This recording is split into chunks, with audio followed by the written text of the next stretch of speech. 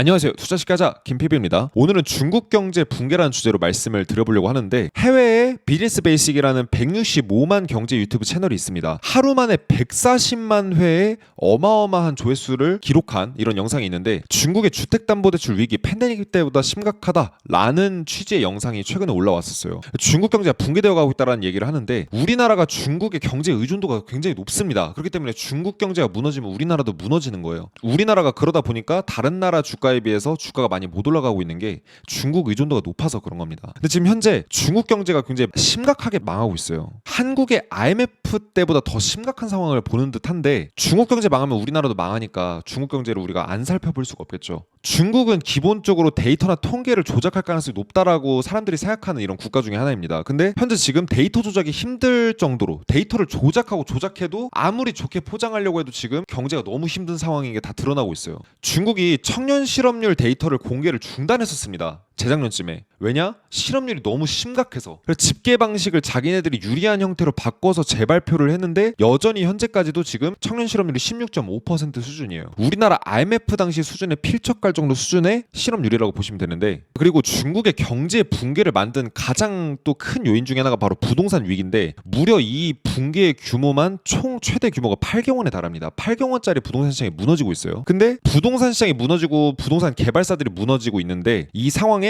아파트가 지어지지 않았는데 여기서 대출이자만 내야 되는 이런 상황이 됐거든요. 그래서 투자자들이 아예 대출이자와 대출 원금을 갚는 것을 거부하고 있는 이런 상황입니다. 게다가 부동산이 망하니까 부동산에 돈 댔었던 은행도 망하는 상황입니다. 작년을 기준으로 중국에서 50개의 중소형 은행들이 해체되거나 합병됐고 그 전해 2023년에는 77개의 은행이 중국에서 파산하고 있습니다. 게다가 일부 은행 같은 경우 인출 제한까지 하면서 아예 투자자들이나 일반 소비자들이 은행에다 돈을 넣어놨는데 내 돈인데도 내 돈을 마음대로 못 꺼내서 쓰는 이런 상황까지 닥쳤다라는 거예요. 그러니까 이게 딱 미국 1929년 대공황이 터졌을 때 벌어진 일이었거든요. 그러니까 지금 중국에는 진짜 대공황이라는 게 시작됐다라고 봐도 무방하다고 저는 생각을 합니다. 이게 똑같이 한국도 부동산 중심 국가이기 때문에 한국에도 똑같이 벌어질 미래라고 보시면 될 것 같아요. 게다가 지금 중국 기업들이 전반적으로 다 줄도산되고 있고 하다 보니까 중국 공장들이 싹 다 무너지고 있어요. 그러다 보니까 공장 노동자들은 몇 달째 급여가 밀린 상황이고 크고 작은 기업들이 전부 줄도산되고 있습니다. 게다가 중국에 상장되어 있는 기업들의 절반이 적자 상태입니다. 그러니까 상장된 기업의 절반이 좀비 기업이라는 거죠. 상장은 아시겠지만 주식시장에서 거래가 될 수 있도록 기업 공개를 하고 상장시키는 게 이게 바로 상장이지 않습니까? 근데 상장된 기업은 기본적으로 검증된 기업들임에도 불구하고 이 기업들 중 절반이 적자 상태라는 건 일반적인 중소기업들은 다 그냥 나락갔다라고 보시면 되고 대기업들도 거의 지금 부도 위기에 몰렸다라고 보셔도 될 것 같습니다. 어쩌면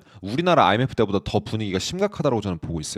그렇다면 오늘날 중국의 경제가 왜 이렇게 되었는가, 이 내용을 아까 보여드렸었던 그 경제 유튜브 내용을 좀 참고해서 자세히 좀 설명해 드리려고 하는데, 일단 이제 제가 늘 몇 번 보여드렸었던 데이터 중에 하나인데 2022년을 기준으로 중국 부동산 시장의 규모가 8경 원 정도 됐었습니다. 6.2 트릴리언 달러가 됐었는데 어디선 일각에서는 중국 부동산 규모가 최대 10경 원까지도 갔었다고 해요. 아무튼 8경 원짜리 중국 부동산이 싹 다 무너졌었다라는 거예요. 지금 무너지고 있다라는 거예요. 그래서 많이 무너져서 지금 굉장히 쪼그라들었는데 미국만 봐도 채권 시장이나 주식 시장에 비해서 부동산 시장 규모가 그렇게 크지 않고 일본 같은 경우에도 채권 시장의 규모가 부동산 시장보다 규모가 더 커요. 영국 같은 경우에는 부동산 시장의 규모가 주식 시장이나 채권 시장보다는 크지만 그 차이가 별로 없는데 중국은 어때요? 채권 시장이랑 주식시장보다 부동산 시장이 압도적으로 크죠. 그러니까 그래프만 봐도 부동산 시장의 의존도가 얼마나 심각하다라는 거를 이제 굉장히 심각하다라는 걸 알 수가 있다라는 거예요. 호주 같은 경우도 부동산 시장에 대한 버블이 굉장히 심각한 편인데 여기도 이제 부동산 시장 규모가 채권이나 주식시장 규모보다 좀 크지 않습니까? 근데 중국에 비할 바는 안 되죠. 왜 이러냐면 중국은 국가랑 기업이랑 개인 모두가 부동산에 몰빵을 해서 부동산의 상승에 의존을 했던 이런 경제 규모였거든요. 그럼 왜 그렇게 해왔었냐? 중국은 문화 자체가 어떤 문화냐면 중국인한테 있어서 집은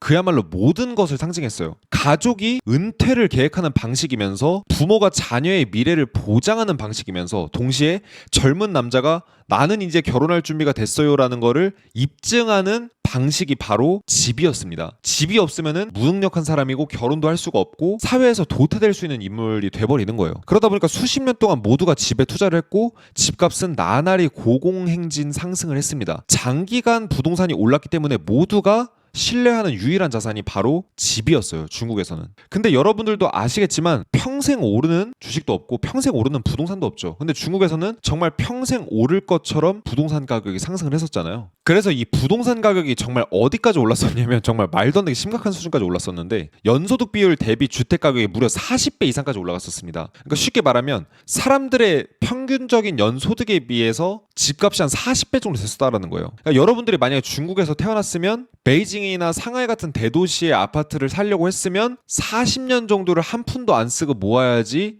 집을 살 수가 있었다라고 얘기를 하는데 실제로는 한 50년치에서 100년치 정도 되는 연봉을 모아도 집 한 채를 사는 게 불가능에 가까울 정도 수준이었다고 보시면 돼요. 우리나라도 그렇잖아요. 우리나라 강남 아파트 한 채 살려면 평범한 사람이 70년을 일해야지 살 수가 있대요. 근데 중국은 실제로 그것보다 훨씬 더 심각한 부동산 버블이 있었다라는 겁니다. 서울은 약 16배에서 18배 정도였고 뉴욕은 약 10배 정도를 차지했는데 쉽게 말하면 중국이 뉴욕보다 버블이 4배가 심했고 서울보다 버블이 2~3배가 심했었다라는 얘기가 돼요. 부동산 버블이. 중국은 집이 없으면 그냥 무능력한 사람이에요. 그러니까 뉴욕보다 더 비싸더라도 일단 어때요? 부동산을 미친 듯이 긁어 모은 거죠. 기업이던 개인이던 그 누구던. 그래서 일본의 부동산 잃어버린 30년 시작되기 전에 하이퍼 버블 때보다 중국 이 부동산 버블이 훨씬 더 심각했던 것으로 전문가들은 추정을 하고 있습니다. 그러니까 그렇게나 많이 올랐으니까 어떻게 돼요? 이제 떨어질 일만 남았죠. 그래서 현재 오늘날 같은 경우에 중국에서 빈집만 거의 9천만 채에 달한다고 합니다.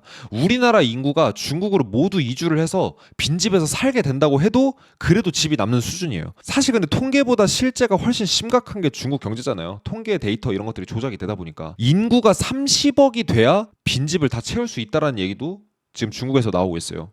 전문가들 사이에서. 그러니까 쉽게 말하면 지금 현재 중국의 인구가 14억 명인데 그 2배 이상인 28억 이상이 되어야만 지금 중국의 이 빈집이 해결이 되고 중국 부동산의 어떤 이 빈집 문제가 다 해결될 수 있을 정도 수준이라고 하니까 굉장히 심각한 거죠. 게다가 골드만삭스에서는 뭐라고 얘기를 하냐면 현재 부동산 프로젝트가 중단되고 미완성된 이런 아직 완성되지 않고 망해버린 이런 부동산 프로젝트가 93조 위안에 달한다고 하는데 우리나라 돈으로 1.7경원 즉 한 대략 2경원 정도에 해당하는 어마무시한 규모입니다. 2경원이 2천조 원도 아니고 2경원입니다. 2천조 원이 10개가 모여야지 2경원인 거예요. 이 금액이 얼마나 큰 금액이냐면 작년에 2024년에 중국 사람들이 집을 살려고 지출한 금액이 8배에 달한다고 해요. 그러니까 이 빈집을 어떻게 누가 해결하겠습니까? 불가능한 거죠. 아무도 중국 부동산 붕괴를 막을 수가 없는 지경에 이르렀습니다. 사실은 근데 이렇게 중국이 지금 망해가고 있는 이유가 국가 자체에서 부동산 투기를 조장하는 구조였습니다. 그래서 부동산 버블이 더 심각할 수밖에 없었던 건데 중국 같은 경우는 중앙정부랑 지방정부로 나뉘는데 중앙정부가 대부분의 세금을 가져가게 되고 지방정부는 딱히 특별한 세금의 수입이 없어요. 근데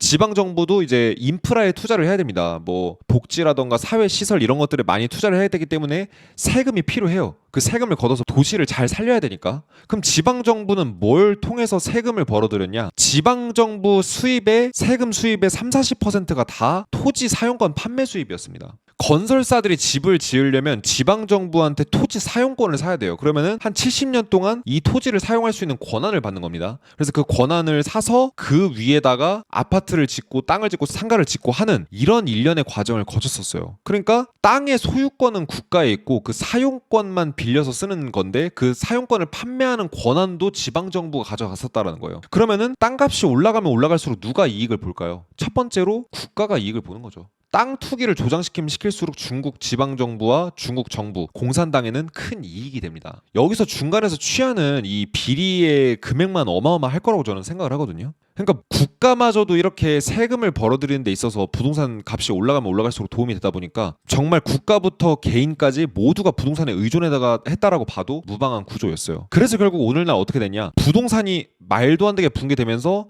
홍콩 항생지수만 보셔도 아시겠지만 중국 증시가 붕괴가 됐습니다. 그러면서 실업자가 폭증하고 있고 은행들은 줄도산하고 있어요. 왜냐? 부의 70%, 중국 사람들의 부의 70%가 그간 부동산에 쏠렸었기 때문에 부동산이 망가지면 정말 플랜 B도 없는 구조가 됩니다. 뭐 남는 돈이 있고 뭔가 여유 시재가 있어야 뭔가 재기를 하는데 주식 부동산 다 떨어지고 내 돈은 다 부동산에 묶여 있는데 이게 거래가 안 되는데 어떻게 이거를 이익을 회수하겠습니까? 정말 살아남을 구조 자체가 안 나오는 거죠. 근데 이 상황에 정말 뭐 제가 늘 말씀드리지만 모든 것은 가격이 폭락했을 때 문제가 벌어진다라고 말씀을 드리잖아요. 근데 중국 부동산이 이렇게 붕괴가 되면서 심각한 부정부패마저도 드러나고 있는 상황이에요. 자, 여러분들도 기사 보셔서 아시겠지만 최근에 성남 새마을금고에서 1,700억짜리 비리가 터졌습니다. 지난해에 은행권 전체의 비리나 횡령사고 이런 사건사고 금융사고액을 다 합친 게 1,890억 정도가 되는데 그 말도 안 되는 금융사고액 규모에 맞먹는 게 새마을금고의 하나의 지점에서 그냥 다 벌어졌어요. 모든 문제는 하락과 몰락 때 드러나게 됩니다. 지금 새마을금고가 역대 최대의 적자를 기록하고 새마을금고가 뭔가 몰락해 나가는 과정이 있지 않습니까? 그러면서 이런 비리나 부정부패들도 드러나고 있는데 중국 같은 경우에도 마찬가지라는 거예요.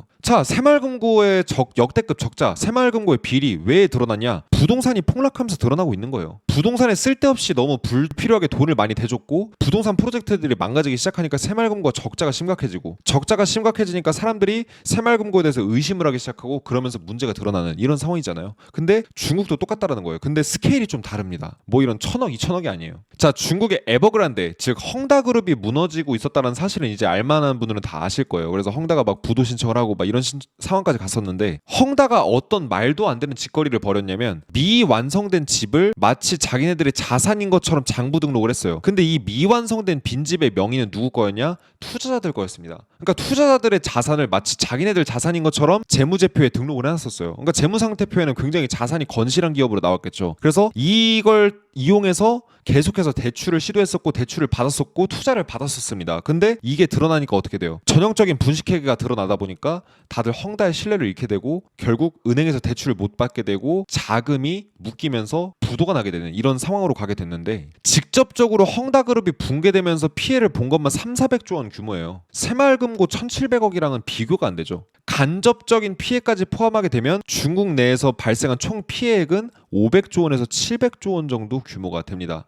우리나라 1년 예산이에요. 게다가 헝다그룹은 우리나라로 치면은 현대건설 같은 회사예요. 중국 내에서 탑 2위권을 차지하던 기업이었던 데다가 직원 수만 무려 20만 명을 차지했었습니다. 그러면 헝다그룹의 하도급 업체까지 하면은 직간접적으로 한 200만 명 먹여 살렸었던 이런 회사라는 거예요. 근데 지금 현재 부도되면서 미완공 프로젝트만 160만 채입니다. 그럼 여기에 투자한 투자자들은 어떻게 된 걸까요? 싹 다 돈 묶여버린 거죠. 그래서 이 투자자들과 이 에버그란데라는 회사에 주식 투자한 사람, 채권 투자한 사람, 그 다음에 여기서 일하고 있는 사람들 전부 다 망가진 거를 감안하면 피해 규모가 정말 우리나라랑은 비교가 안 될 정도로 어너더 레벨이죠. 근데 이 기업 말고도 지금 중국의 모든 하도급 업체랑 건설업체, 시멘트 업체, 중장비 업체까지 다 무너지고 있기 때문에 피해 규모가 정말 저는 수천조 원에서 경단위까지 될 거라고 보고 있습니다. 게다가 지금 관세 리스크 때문에 애플은 탈중국을 해서 인도랑 베트남에서 애플 핸드폰을 만들려고 하고 있고 삼성전자는 중국에서 스마트폰 생산을 아예 중단을 해버리는 사태까지 지금 가고 있다고 합니다. 그러니까 지금 이게 관세가 결국 중국을 겨냥해서 트럼프가 중국을 아예 피를 말려버리려고 하는 것이 아닌가라는 생각이 저는 들더라고요. 왜냐? 관세를 때리게 되면 결과적으로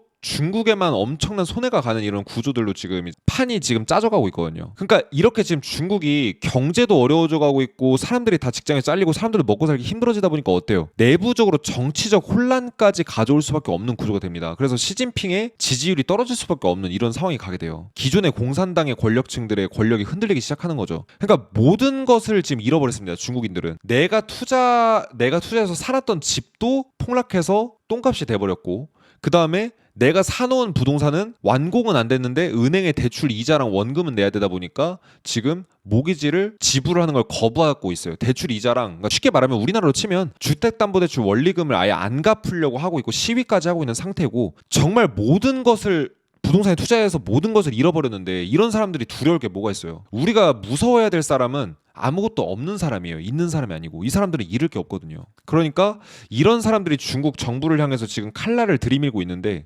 정말 이거는 삼국지의 황건적의 난이 벌어진 것처럼 이런 난이 벌어지기 일부 직전이 아닌가라는 생각이 들고 그래서 시진핑이 하고 있는 게 뭐냐면은 지금 대만 침공에 대한 계속 얘기를 꺼내는 게 자꾸 시진핑을 향해서 화살이랑 시선이 몰리다 보니까 이 시선을 외부로 돌리려고 하는 거예요. 그러니까 대만 쪽을 자꾸 침공하게 되려고 하면은 아 이게 이제 우리 중국 경제를 살릴 거다라고 하면서 자꾸 그 시선과 화살을 외부로 쏠리게 하려고 하는 의도가 아닌가라는 저는 생각이 들더라고요. 그래서 꿋꿋이 버텨나가려고 하는 상황인데 중국인들이 과연 과연 이 어떤 전략에 속아줄까? 저는 이게 좀 의문이더라고요. 시진핑이 집권한 지도 오래됐고요. 결과적으로 트럼프가 만약에 중국을 겨냥해서 만약에 미국 경제가 힘들어지고 대공황이 오더라도 중국을 아예 몰살시켜버리겠다라는 어떤 이런 생각을 한 거였다라고 한다면 관세 전쟁은 사실 미국한테 큰 이익이 될 수도 있는 이런 상황까지도 올 수 있을 것 같아요. 그래서 저희 채널 이렇게 구독해 주시면 이렇게 글로벌 경제 상황이라던가 우리가 조심해야 될 것은 무엇인지 이런 거에 대해서 잘 알 수 있도록 여러분들 경제 똑똑이가 되실 수 있도록 이렇게 도움을 드려볼 테니까 저희 채널 구독 한 번씩 부탁드리겠습니다.